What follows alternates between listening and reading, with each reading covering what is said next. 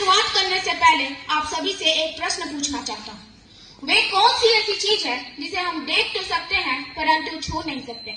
महोदय, यही प्रश्न सन 1947 से पहले एक कक्षा में किया गया था, जिसके विद्यार्थियों ने अनेक उत्तर दिए। किसी ने कहा हम आकाश को तो देख सकते हैं परंतु छू नहीं सकते।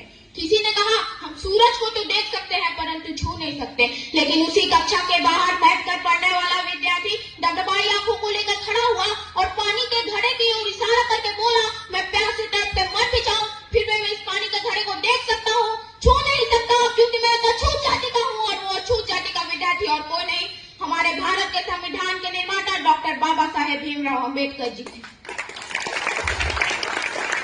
आज 75 वर्षों के बाद कक्षा भी वही है, प्रश्न भी वही है, पानी का घड़ा भी वही है, परंतु कुछ बदला है तो वो कि कोई भी जाति का छात्र हो सबके समक्ष बैठकर पढ़ भी सकता है, खेल भी सकता है, पानी भी पी सकता है। और इतना ही नहीं, देश के सर्वोच्च पद पर बैठकर एक आदिवासी महिला राष्ट्रपति के रूप में प्रगति का मार्ग प्रशस्त कर रही है। यह ताकत है हमें हमारे संविधान में। जब बात हमारे अधिकारों पर आई है तब संविधान ने हमारी रक्षा की है।